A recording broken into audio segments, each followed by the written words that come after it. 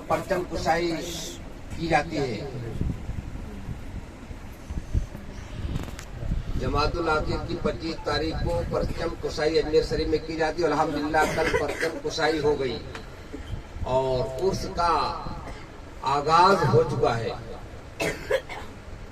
और बहुत से खुशकिस्मत लोग ऐसे हैं, खुशकिस्मती वाले कि हुजूर गरीब नवाज के बारगाह में हाजिरी का शर्फ हासिल करेंगे, और जो नहीं जा सकते अपने अपने घरों से उनकी यादों को हम मनाएंगे। 6 रजब को हिंदल वली का उर्स होता है। अल्हम्दुलिल्लाह पूरी दुनिया में मनाया जाता है, सारी दुनिया के लोग मनाते हैं और लगभग हर जगह के लोग आते हैं शिरकत के लिए, अजमेर शरीफ जाते हैं।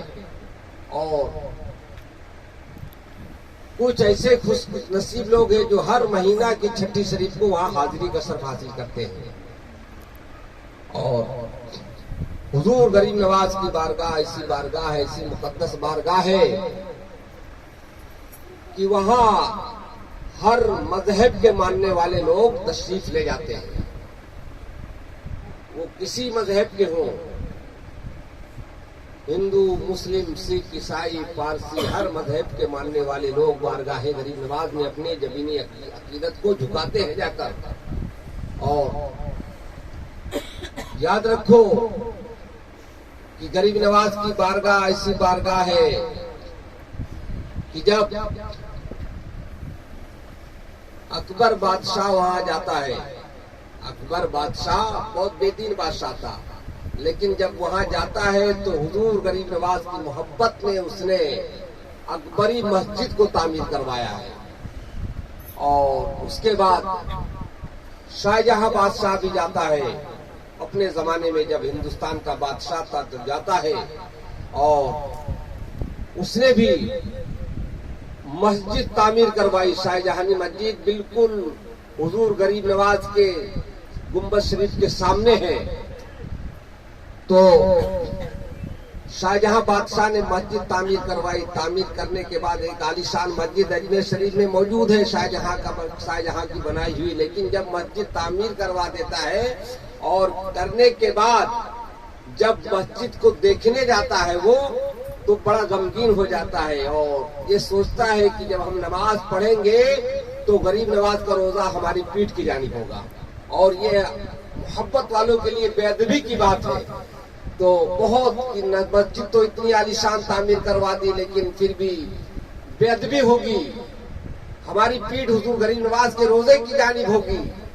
तो जब वो घर वापस आता है और सोता है तो ख्वाब में हुजूर गरीब नवाज की जियारत होती है। और हुजूर गरीब नवाज उससे फरमाते हैं, ऐ शाहजहां तू गम न कर, तुमने मस्जिद तामीर की है, बहुत ही अच्छी बात है। दुनिया के सारे मस्जिदों में नमाज पढ़ने वाले लोग एक एक किबले के साथ नमाज पढ़ेंगे, लेकिन अजमेर शरीफ में शाहजहानी मस्जिद में नमाज पढ़ने वाले लोग 2-2 किबलों के साथ नमाज अदा करेंगे। एक किबले नमाज है, एक किबले मोहब्बत है। ये हुजूर गरीब नवाज की शान है। और याद रखो, हिंदुस्तान के अंदर हर बादशाहों ने हुजूर गरीब नवाज की बारगाह में हाजिरी दी। और क्योंकि दरअसल हिंदुस्तान के बादशाह जो भी अकबर हो, बाबर हो, औरंगजेब हो, शाहजहां हो, बहुत से बादशाह गुजरे हैं, सबने हाजिरी दी है हुजूर गरीब नवाज की बारगाह में। और दरअसल हुजूर गरीब नवाज की बारगाह से जो है बादशाहें बढ़ती हैं। दरअसल हिंदुस्तान के बादशाह अगर कोई है तो गरीब नवाज की जात है। और एक मर्तबा बादशाह औरंगजेब आलमगीर भी हाजिरी देता है हुजूर गरीब नवाज की बारगाह में, फातिहा पढ़ने के लिए जाता है। एक आखिरी वाकया बता दूं, और कि जब जाता है तो क्या देखता है कि एक नाबीना इंसान है जो हुजूर गरीब नवाज की बारगाह में चौखट पे खड़ा होकर सिर्फ इतना अर्ज कर रहा है कि या गरीब नवाज मुझे आंख अता कर दो।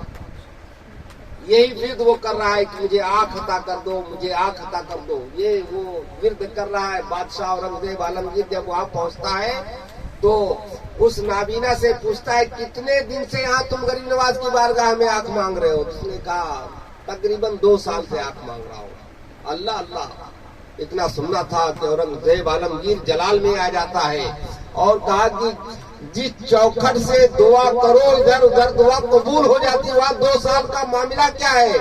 کہا اے نابینا سن، میں بادشاہ اورنگزیب عالمگیر ہوں اور غریب نواز کی بارگاہ میں فاتحہ پڑھنے کے لیے جا رہا ہوں، اندر فاتحہ پڑھنے جا رہا ہوں، اور جب تک میں فاتحہ پڑھتا رہوں گا اور فاتحہ پڑھنے کے بعد جیسے ہی باہر نکلوں گا اگر تجھے آنکھ نہیں ملی تیری گردن اڑا دوں گا. اللہ اللہ. اب نابینا اتنا سننا تھا کہ پریشان ہو جاتا ہے، لرزہ برندام ہو جاتا ہے کہ ہندوستان کا بادشاہ اورنگزیب عالمگیر یہ جب حکم نامہ سناتا ہے، کہاں سنا رہا ہے؟ ہندل ولی کی بارگاہ میں. ہندل ولی کی بارگاہ میں یہ نذرانے یہ اپنا پیغام سنا رہا ہے، اس نابینا کو اپنا پیغام سنا رہا ہے کہ اب انسان فاتحہ پڑھنے جائے گا تو کتنی دیر تک فاتحہ پڑھے گا؟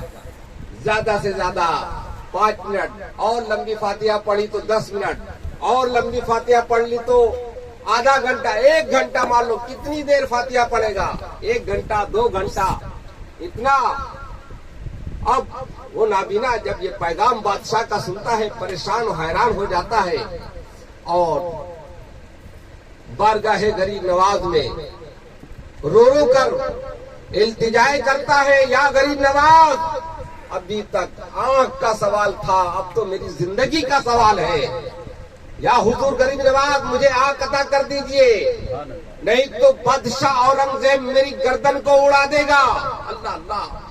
تڑپ کے دل کی گہرائیوں سے صدا لگا رہا ہے وہ نابینا غریب نواز کی بارگاہ میں رو رو کر دعا مانگ رہا ہے، یا غریب نواز اب آنکھ عطا فرما دیجئے.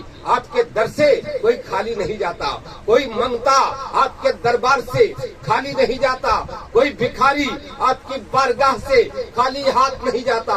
آپ کی بارگاہ ایسی بارگاہ ہے کہ بادشاہوں کو بادشاہت آپ کی چوکھٹ سے ملتی ہے. آپ کی بارگاہ ایسی بارگاہ ہے بے اولادوں کو اولاد آپ کی بارگاہ سے ملتی ہے. آپ کی بارگاہ ایسی بارگاہ ہے کہ ولایت آپ کی بارگاہ سے ہند کے ولیوں کو ملتی ہے. یا غریب نواز اب مجھے آنکھ عطا فرما دیجئے. اللہ اللہ.